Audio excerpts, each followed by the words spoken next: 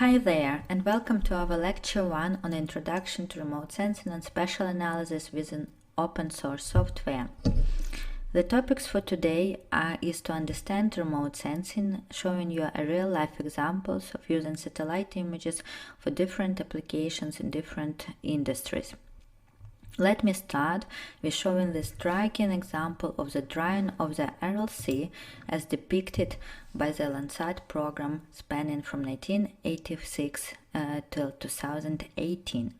So what we can see here is an animation which is done with multiple Landsat images over this time period, and which clearly can be used to show a striking environmental change that has happened within this part of the world. So one of the very common applications of satellite remote sensing is environmental monitoring and environmental management. My second example is already from a different part of the industry. Now we are talking about using satellite remote sensing to map urban expansion and to look at the changes in urban development. So here we can see also an animation based on the Landsat images spanning from 1984 till 2018 over the city of Las Vegas in the United States of America. Just by looking on this interesting animation, you can see how the city grew from a small size to third largest city in the United States in 2010. Its population has also tripled since the 1980s. So urban expansion, urban development studies, and city monitoring is one of the very common applications of satellite remote sensing. Let me show you another example. This time we are going to look at the different sensor called Iconas. This is a commercial satellite, and here we are looking at the part of the Sumatra island in Indonesia.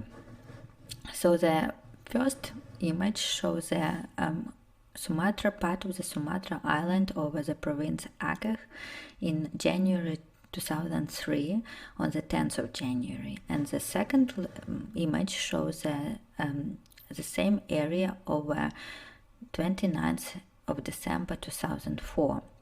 So what we can see here is a striking impact of tsunami that hit it area of this province between January and December 2003 and 2004. What we can see is that the tsunami was so devastating that the city that was located here in the province was almost destroyed with only a few buildings. I think this circular building here indicates the church. This main square has remained.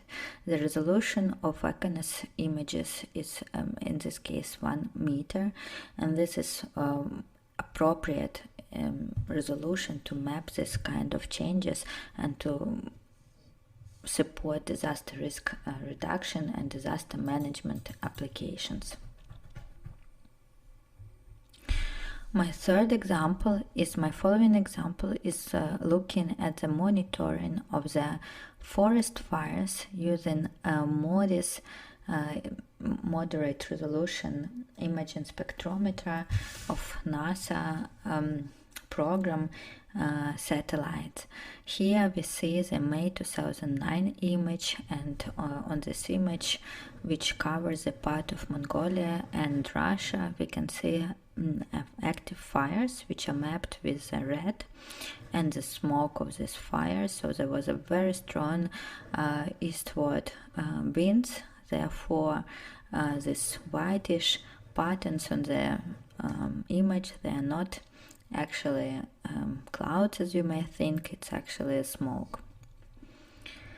The following example is again from NASA program. Here we are looking at Terra Aster images from 2007 from 27th of May 2001, and here we are looking over the volcano Mount Taranaki and Egmont National Park in New Zealand.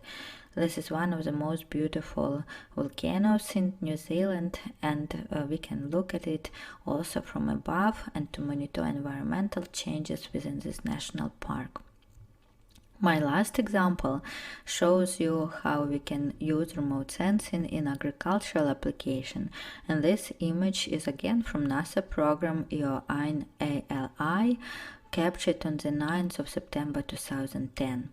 In this picture we can see the intensive irrigated fields, here the circular shape of those irrigated fields, as well as other cropland areas along the Snake River in the USA. So this image could be used, for example, to create agricultural crop map showing different crop types or showing crop intensity usage within this area. My following example demonstrate the application of satellite remote sensing for meteorological applications. And here we are looking at the Hurricane Igor in 2010 that developed in September above the Cape Verde Islands in Atlantic Ocean. Here we are looking at the MODIS Aqua satellite image, which was captured on the 13th of September 2010. So where is remote sensing used?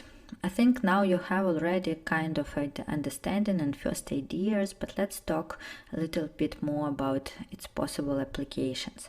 Remote sensing used in climate change research.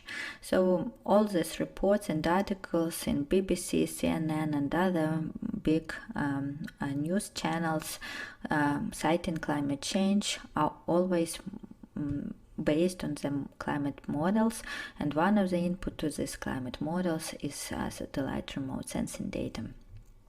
Remote sensing is used for disaster management, emergency response. So when, for example, mapping earthquake damages, tsunami impacts, as we saw in the examples in this lecture, and many others applications within this domain.